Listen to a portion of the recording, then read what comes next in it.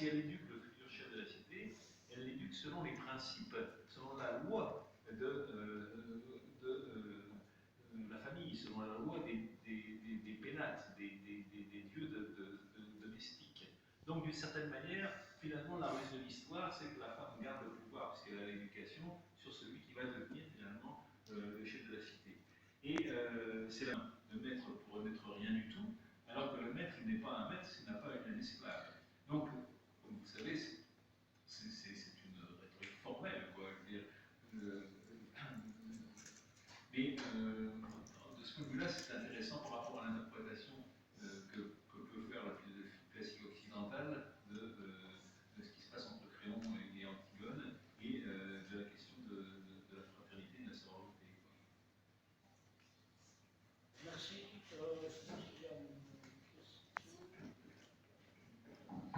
دكتور إيمان مهران من القاهرة أكاديمية الفنون. الحقيقة أنا سعيدة بالتنظيم ونجاحكم في رغم الحفظ سواء انكم تنظموا إشكالية في اللغة، يا ريت حضرتك تترجموا. أنا عندي سؤال منهجي. العنوان الرئيسي المرأة في قلب التنمية، كنت أتوقع إن يبقى في دعم إيجابي من الجانب الفرنسي في عرض تجارب وأرقام عن ملف المرأة في قلب التنمية التجربة الفرنسية. وما يبقاش الموضوع جدال مكتبي تاريخي النهارده الوضع اللي العالم الحديث كله ده واقع في الكلام. تاني حاجه النضال والرياضه. دي اشكاليتين في الاساس هو نقد وفلسفه عالي جدا نحتاجه في شمال افريقيا. كنت اتمنى عرض تجربه جنوب شمال المتوسط ويكون في الحقيقه تواصل يمس فكره النضال والرياده في ملف التنميه، خاصة وإن إحنا عندنا ملف أفريقيا التنمية 2063 تنمية مستدامة، عندنا استراتيجيات قصيرة المدى ومتوسطة المدى، عندنا حراك ثوري في المنطقة العربية، الندوة اسمها الندوة العربية الأوروبية، نحتاج لتجربة بالأرقام بمنطقة وفيها نقد واضح لتلك التجربة. شكرا.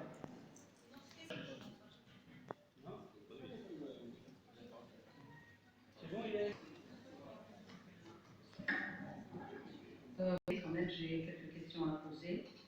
La première question, c'est concernant le premier intervenant. Oui, madame.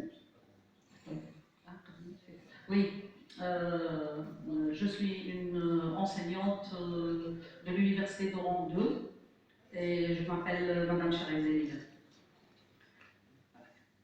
Alors, pour le premier conférencier, oui, on est d'accord que la femme ne constitue pas une classe, d'accord, mais est-ce qu'elle ne constitue pas une condition? Et je paraphrase Simone de Beauvoir toujours, parce que vous l'avez rappelé tout à l'heure, qu'on ne naît pas femme, on le devient. Est-ce que ce n'est pas une condition féminine au-delà des différentes classes que constitue la femme? C'est vrai que la femme africaine n'est pas la femme européenne, et la femme noire n'est pas la femme blanche, etc. Par-delà, pour la masculinité, est un fantasme, peut-être je n'ai pas bien saisi parce que c'est dans le monde philosophique, mais pour moi, c'est une organisation sociale qu'à la vie dure, et pour les hommes et pour les femmes. Parce que c'est aussi, elle pose énormément de conditions très très pénibles pour l'homme aussi. Parce que être un homme dans une société masculine, ce n'est pas une affaire simple, ce n'est pas uniquement pour les femmes, mais aussi pour les hommes. Ça, c'est ma question. Pour l'Université Oran 2, je tiens d'abord à remercier vivement les intervenants sur cette présentation intéressante. Ma question s'adresse à M. Vermerin. Vous avez abordé deux notions, la notion d'égalité et la question de l'universel. Et vous avez donné l'expérience d'égalité qui concerne uniquement la raison grecque, l'expérience occidentale.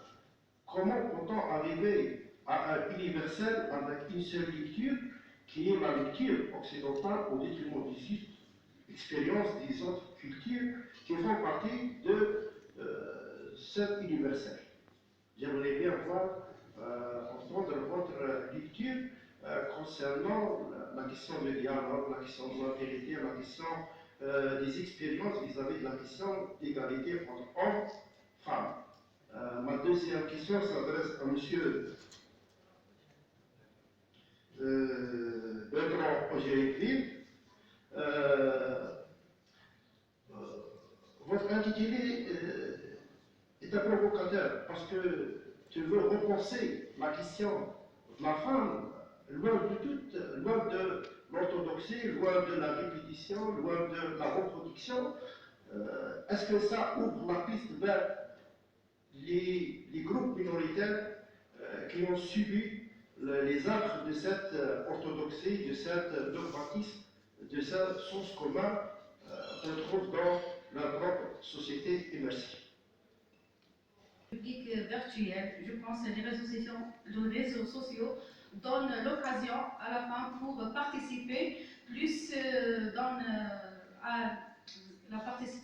l'espace public virtuel. Merci. De l'Université de la France, et merci pour ces interventions. Alors ma question s'adresse à tous les intervenants qui concernent l'égalité absolue, l'application de l'égalité absolue entre les femmes et les hommes.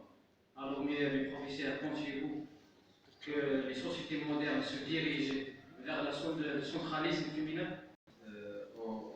En essayant d'envelopper toutes les questions sous la domination de la première question qui a été posée par Madame. Comment dire? Oui.